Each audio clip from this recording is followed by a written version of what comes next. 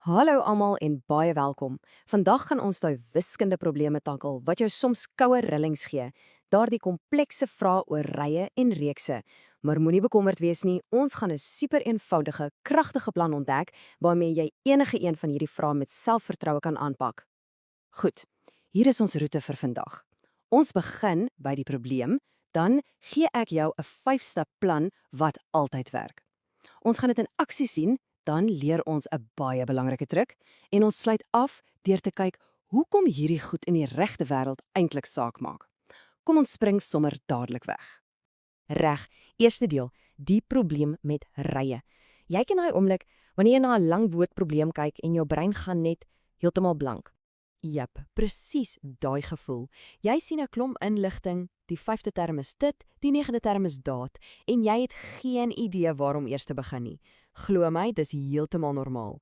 Maar die goeie nuus, dit is regtig nie so moeilik soos dit lyk nie.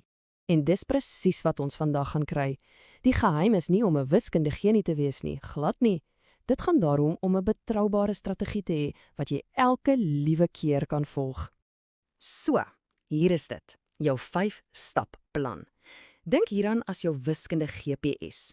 Dit gaan jou veilig van die vraag na die antwoord lei, maak nie saak hoe deurmekaar die roete lyk nie. Stap 1: identifiseer die model.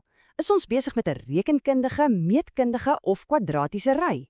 Stap 2: skryf dadelik die regte formule neer. Dit help jou fokus.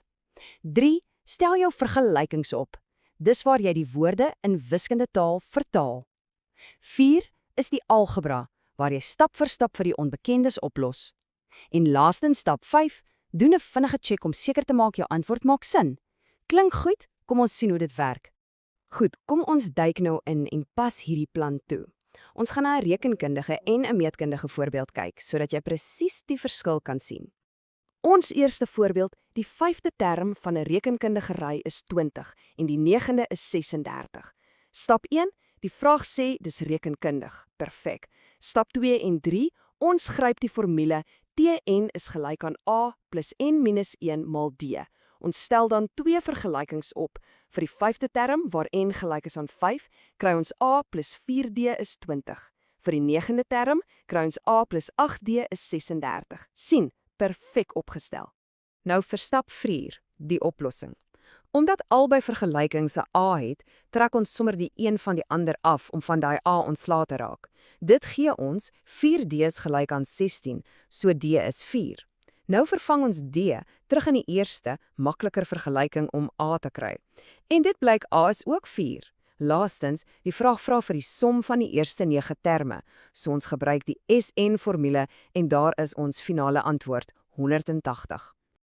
Goed, nou 'n meetkundige voorbeeld. Die 2de term is 6 en die 5de is 162. Stap 1, dis meetkundig. Stap 2, ons het 'n ander formule nodig. Tn is gelyk aan A mal R tot die mag n minus 1. Hier is R die gemeene verhouding. Stap 3, ons stel ons vergelykings op. Vir n is gelyk aan 2, kry ons AR is 6. Vir n is 5, kry ons AR tot die mag 4 is 162. Weereens, perfek opgestel en reg om op te los. En nou vir die oplossing, stap 4. Hier is die groot verskil. Ons trek nie af nie. Vir meetkundige rye deel ons die vergelykings om van A ontslae te raak.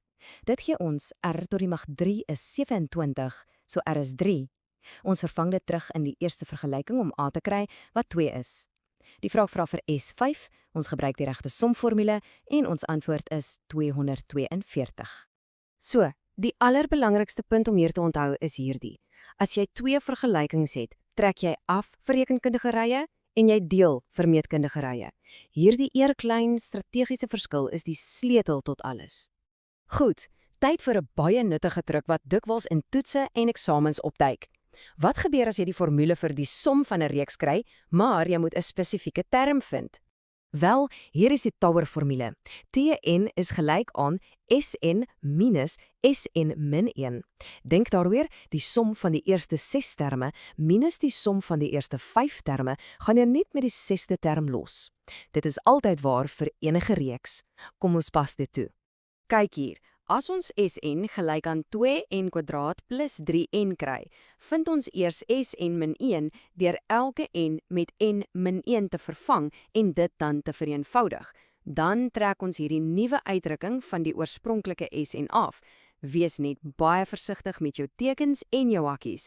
Die resultaat is TN is gelyk aan 4N plus 1 en so het ons die algemene term gekry, net deur die somformule te gebruik. Laastens, die groot vraag. Hoekom is dit enigstens belangrik? Want hierdie patrone is nie net in handboeke nie, hulle is letterlik oral om ons in die regte wêreld. Of dit nou 'n spaarplan is wat elke maand met 'n vaste bedrag groei, dis 'n rekenkundigery, of die groei van 'n lening met saamgestelde rente, dis 'n meetkundigery.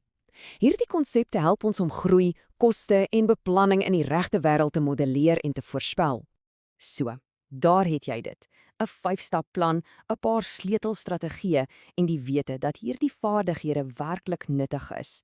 Met hierdie gereedskap in jou sak is jy nou reg om enige probleem met rye en reekse aan te durf. So die vraag is net, watter een gaan jy nou eers aanpak?